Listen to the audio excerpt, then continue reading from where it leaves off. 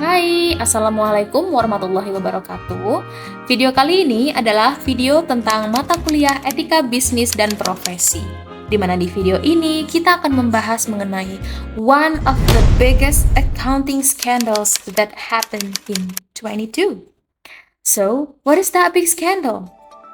Skandal ini adalah skandal yang menimpa perusahaan besar bernama Tyco International, di mana Tyco didirikan di Princeton, New Jersey, Amerika Serikat pada tahun 1960 oleh seseorang bernama Arthur J. Rosenberg. Nah, di video ini kita akan membahas bagaimana kemudian pada tahun 2002 Tyco get the complicated scandal. Well, kita akan memulai dari kronologi kasusnya. Skandal perusahaan Tyco International bermula pada bulan Januari 2002, di mana pembukuan dan akuntansi Tyco International mulai dipertanyakan karena nilai saham turun sebesar 19%. Pada tanggal 29 Januari 2002, CEO Tyco International, Dennis Kozlowski, menjelaskan bahwa pembayaran sebesar $20 juta yang dibayarkan kepada Frank Walsh merupakan biaya penemu untuk akuisisi CIT Group. Kemudian pada tanggal 30 Januari 2002, Kozlowski dan Mark Schwartz, CFO of Tyco, mengambil langkah sebagai bentuk jaminan terhadap nilai saham Tyco dengan masing-masing membeli 500.000 saham Tyco. Tidak sampai di sini, pada tanggal 25 April 2002, Kozlowski kembali menjelaskan adanya kerugian $96 per saham untuk kuartal yang berakhir pada tanggal 31 Maret 2002 dan juga terdapat biaya tidak biasa yang mempengaruhi pendapatan lalu. Kemudian pada tanggal 3 Juni 2002, Kozlowski mengumumkan pengunduran diri sebagai CEO Tyco karena adanya alasan pribadi yang tidak dijelaskan dan menunjuk John Ford sebagai CEO sementara. And the right day after that, ternyata pada tanggal 4 Juni 2002, Kozlowski mendapat dakwaan atas kasus penggelapan pajak. Kemudian sebagai akibatnya, Kepala Bagian Hukum Tyco, Belnick, dipecat dari jabatannya. Pada tanggal 17 Juni 2002 dilakukan proses penuntutan kepada Belnick atas pelanggaran kewajiban fidusia dan penipuan, di mana penuntutan dalam hal ini menunjuk Boyce, Killer & Flexner sebagai firma hukumnya. Kemudian, ternyata pada tanggal 1 Agustus 2002, Mark Schwartz mengundurkan diri dari Tyco. Dan akhirnya, pada tanggal 12 September 2002, Kozlowski, Schwartz, and Belnick dituntut secara perdata oleh Securities and Exchange Commission karena kegagalan dalam pengungkapan informasi keuangan kepada pemegang saham terkait dengan pinjaman jutaan dolar yang mereka lakukan dari Tyco.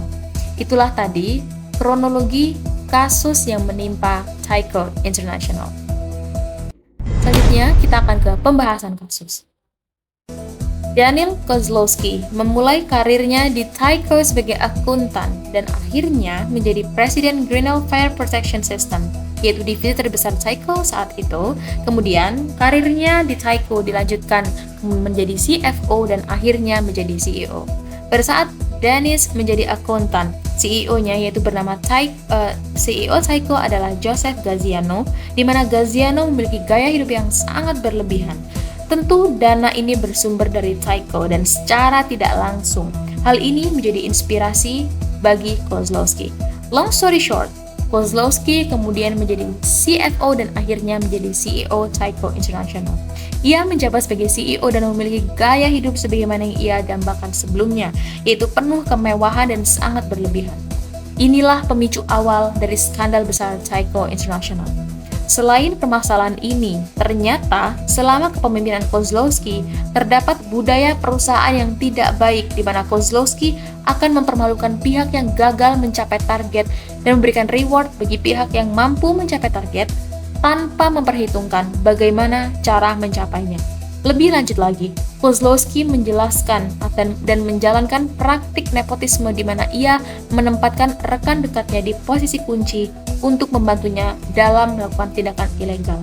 Sehingga tidak adanya kontrol dari pihak independen di perusahaan yang mengakibatkan Kozlowski dan eksekutif lainnya bebas melakukan penipuan, pencurian besar dan konspirasi, penggelapan, konflik kepentingan akuntansi, pengeluaran pribadi yang tidak etis, dan kegiatan dipertanyakan lainnya.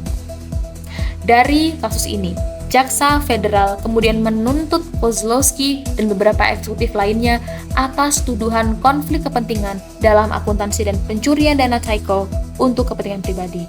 Lebih parahnya lagi, ternyata pada puncak skandal ini, Kozlowski mengadakan pesta ulang tahun istrinya yang menghabiskan dana senilai $2 juta yang tentu seluruhnya dibiayai oleh Tyco.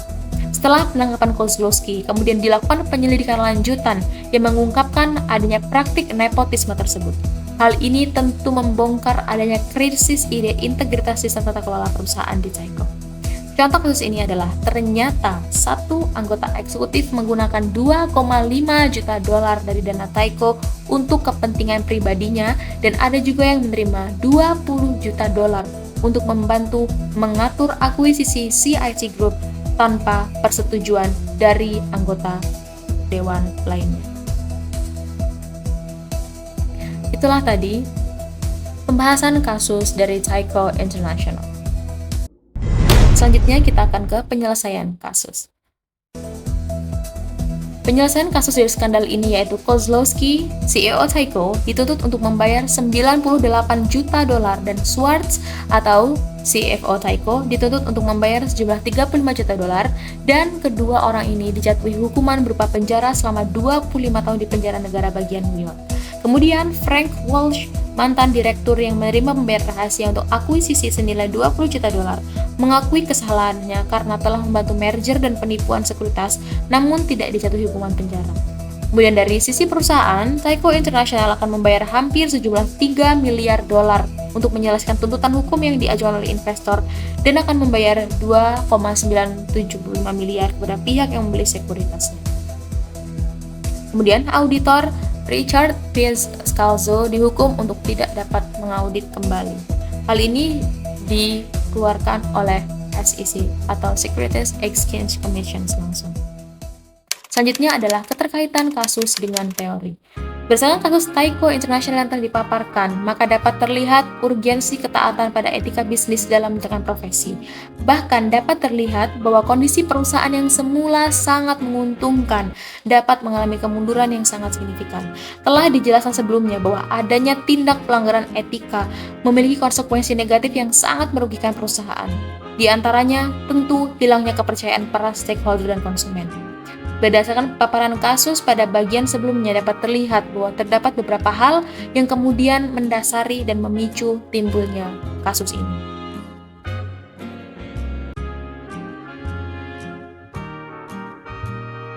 Yang pertama yaitu kurangnya penerapan prinsip good corporate governance. Seperti yang kita tahu bahwa good corporate governance memiliki 5 prinsip, yaitu transparansi, independensi, akuntabilitas, kewajaran, dan juga pertanggungjawaban. Ditinjau dari prinsip independensi, dapat terlihat bahwa pemilihan Dewan Eksekutif di Tyco International jelas tidak menerapkan prinsip ini karena CEO Dennis Kozlowski memilih secara diam-diam dan menempatkan rekan-rekan dekatnya sebagai eksekutif di posisi kunci. Selanjutnya, jika ditinjau dari prinsip transparansi, Tyco International telah melanggar prinsip ini dengan menyembunyikan transaksi yang seharusnya dilaporkan di laporan keuangan.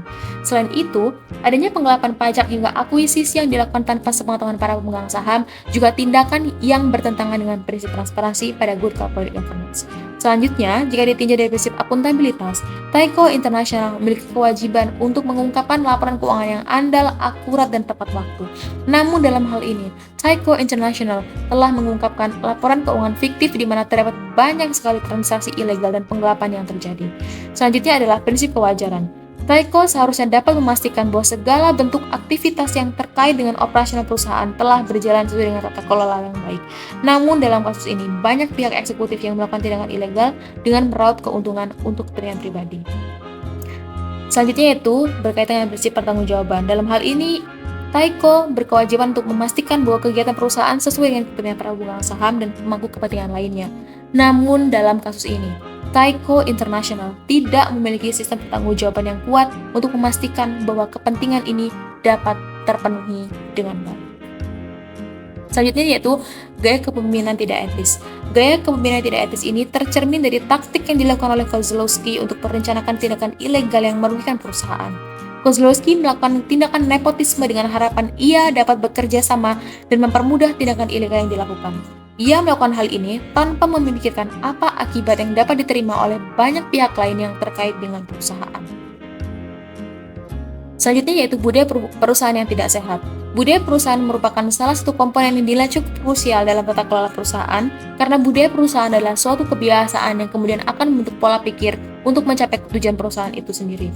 Di dalam kasus Tyco International, dapat dilihat bahwa terdapat budaya perusahaan yang tidak wajar, yaitu CEO Kozlowski akan mempermalukan pihak yang gagal mencapai target dan memberikan reward tanpa memandang bagaimana pihak tertentu mencapai target tersebut. Hal ini akan menumbuhkan suatu pemikiran bahwa suatu hasil yang maksimal adalah hal yang paling penting dan mengesampingkan etika dalam mendapatkan hasil tersebut.